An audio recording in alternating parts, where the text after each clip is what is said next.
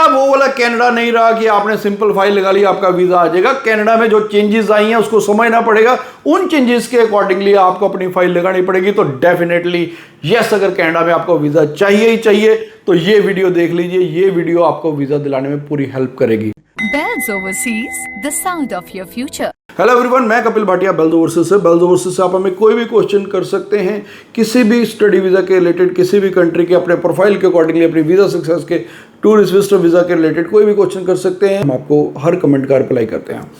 तो आज जो बेसिकली कनाडा में अगर आपको वीज़ा चाहिए ही चाहिए तो उसके लिए ये आपको कुछ चीज़ों का ध्यान रखना पड़ेगा। एक तो आपका एकेडमिक प्रोफाइल अच्छा होना चाहिए, आपके 60% से अब मार्क्स होने चाहिए, आइल्स में 6 ईच होने चाहिए, पीटी में 60 ईच होने चाहिए।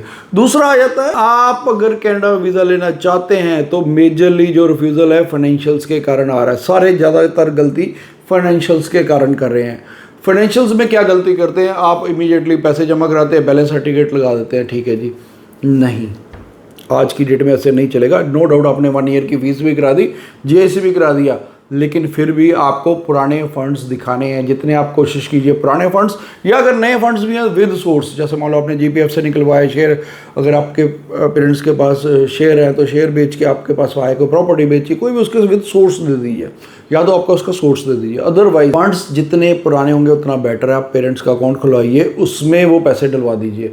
तो जैसे 1, 2, 3 महीने पुराने होते तो वो फंड लगाइए। अगर 4 महीने होते, जितना फंड पुराने होंगे उतना ही आपके लिए बेटर है, उतनी आपकी वीज़ा सक्सेस बेटर है। फंड्स कितने चाहिए, जितनी आपकी सेकेंड ईयर की फीस है उससे ज़्यादा। सपोज आपकी फीस से 12-13 लाख, तो आप 15 लाख के कम से कम फंड दिखाइए। और आईटीआर भी उसी प्रोपोर्शनेट में होनी चाहिए। ये नहीं कि आईटीआर 5 लाख की है और आप फंड 20 लाख के दिखा रहे हैं, तो वो भी गलत है। आप चाहे आपके मदर की आईटीआर नहीं भी है तो भी आप मदर की आईटीआर फुलफिल करवा के पेरेंट्स की आईटीआर कम से कम 10 लाख की होनी चाहिए।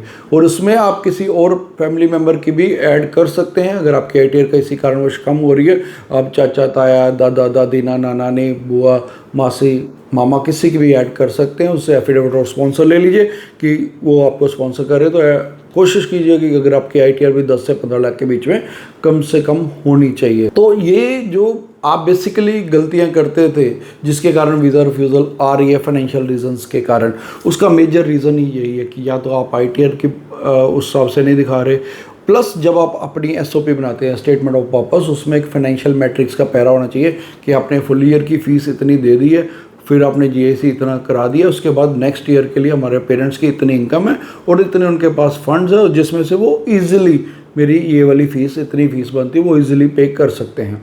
तो वहाँ पर कहीं ना कहीं वीज़ा अफसर कन्विंस होता है। दूसरा रीज़न जो आता है वो ये आता है कि आपका ये सेम कोर्स इंडिया में कम खर्च में अवेलेबल हैं, तो आप वो क्यों नहीं करते। तो उसको भी आप प्रॉपरली पहले ही विद फैक्ट्स फिगर एक्सप्लेन कर दीजिए। अगर मैं वो भी आपको डिटेल में समझाऊंगा तो वीडियो लंबी हो जाएगी। मेजरली ये समझिए कि उसके आपको सॉलिड रीजंस देने हैं विद फिगर्स, विद फैक्ट्स। तो वो भी आप पहले ही एसओपी में एक्सप्लेन कर दीजिए ताकि आपको उस ग्राउंड पे भी रिफ्यूज़ल ना आए। क्योंकि और जेनरिक कोर्स लेने से बचिए, स्पेशलाइज्ड कोर्सेज लीजिए और बैचलर और मास्टर्स में जाइए। अगर आप इन चीज़ों का ध्यान रखते हो तो डेफिनेटली आप भी वीज़ा ले सकते हैं। क्योंकि जेन इनटेक में अब हमें जो इंडिकेशंस आ रही हैं तो वो आ रही है कि वीज़ा सक्सेस बढ़ेगी। क्योंकि आज ही मुझे पता चला कि जॉर्जियन कॉलेज के भी 2 कैंपसेस उन्होंने बंद कर दिए, क्योंकि कॉलेज यूनिवर्सिटीज़ अब इमिग्रेशन पे, एम्बेसी पे प्रेशराइज कर रहे हैं कि आप वीज़ा सक्सेस बेटर कीजिए, अदरवाइज़ हमें बहुत दिक्कत आ रही है। तो इसलिए अब एम्बेसी को भी कहीं ना कहीं ये सोचना ही पड़ेगा कि हमें अगर स्टडी वीज़ा, उनका 3rd लार्जेस्ट जो रेवेन्यू सोर्स है, तो उसको वो बंद नहीं कर सकते। अब आने वाले टाइम में 26 में आप डेफिनेटली देखोगे वीज़ा सक्सेस कनाडा की भी बेटर होगी। हालांकि ये हमारी सिर्फ असम्पशन है, जब तक ये होता नहीं तब तक हम कुछ डेफिनेट नहीं कह सकते।